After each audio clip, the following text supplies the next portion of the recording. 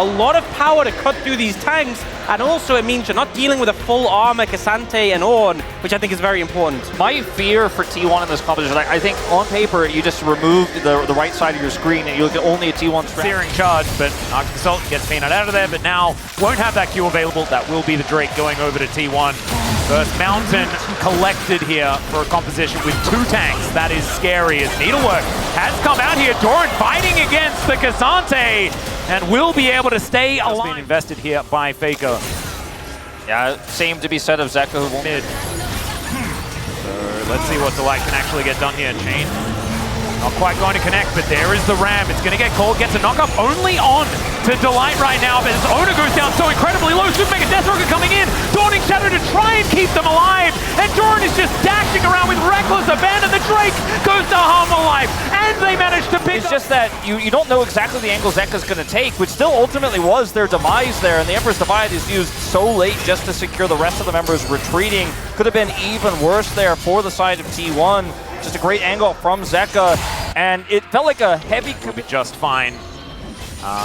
Peanut going to stop him one more time, as this is getting a little bit rough now. Zeka moving on over. There's the ulti. It does come on through. They dive on in. Emperor's Divide going to be avoided here by the Yone, but in comes Miyushi. Over the wall goes Peanut, but he's once again met with another T1 member. And this time Peanut having an even better performance than what we saw in game number 1. I feel like he's much more present, maybe too present if we're going to include that play previously. But it's definitely better to go that direction than it is the direction of passivity, I think, especially. So now with his pressure on the top of jungle. Yeah, Gumiushi actually sticking around for a little bit longer than he needs to as the Permafrost and Super Mega Death Rocket to give the kill to Viper.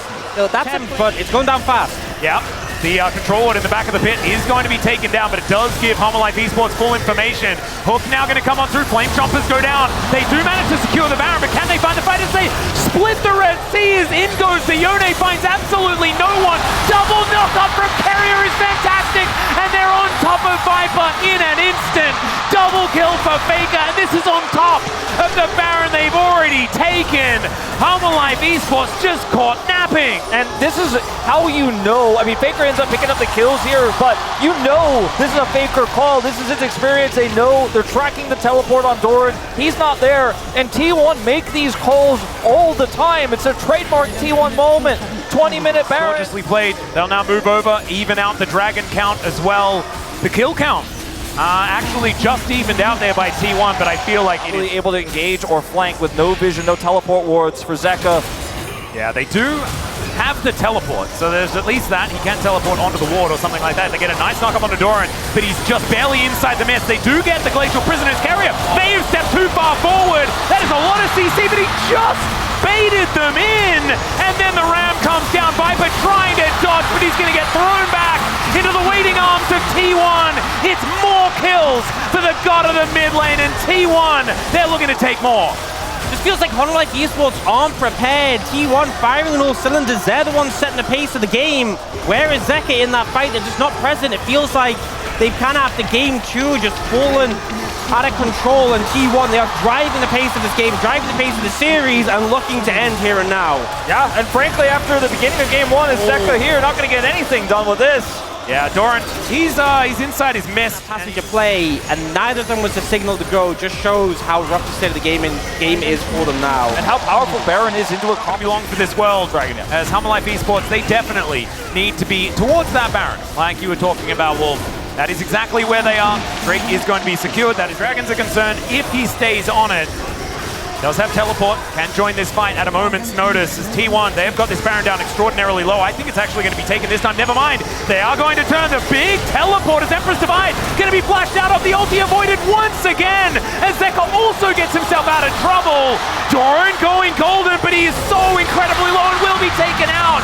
The hook comes in and there is another Ram to come down. Peanut flashing away, and this time the Searing Charge is not going to do it, but Delight is not going to be so lucky. The double knockup is gigantic from Zeka, who once again drifts away from the fight. But Hanwha Life Esports have lost too much, and T1 have lost no one. They lost no one, no kill for Viper, no reset to come through, and it was so close there. The angle for Zeka, he had it, but he whiffs it. Faker mistimes the ultimate, but Zeka's not able to follow up with anything there. And it's not a trade. We've seen so many of the trades go Hanwha Life's way. It's 1-for-1. Viper lives. Oh, Peanut possibly engaged on here as Jonas Strong is giving us the full zoom. That is massive. The snare is Zeka going to be taken out at the same time as the Baron. Gumeyushi with the fancy moves, and T1 are going to march up the mid lane. And now without the Yone, who has been that threat on the back line, every time we've seen Guma in trouble, it's usually been Zeka, the one providing the threat. Hanwha Life Esports in a much worse position to try and fight this off. I think they just have to give up the mid inhib, but their top inhib is open, so this could just be double inhib for T1 before Zeka's even back up. Whoa, Doran not immune. I can confirm, taking a lot of damage here from Faker with that Leandri's Anguish.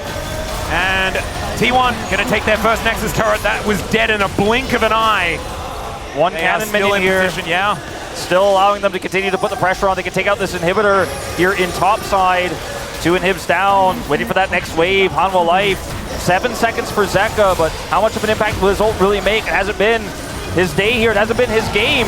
Yeah, there's the Ram once again. It is the ulti from Peanut, but not able to interrupt the call of the Forge Guard. Now Doran doing a lot of work with his scissors as Peanut able to get back, but that's not a reset for Viper. Just barely not able to get it done, and the Yone falls down. It's Owner that locks that one up, and now it's his turn to pop up in the fight. Faker finds a triple just immediately, and T1 move to match point.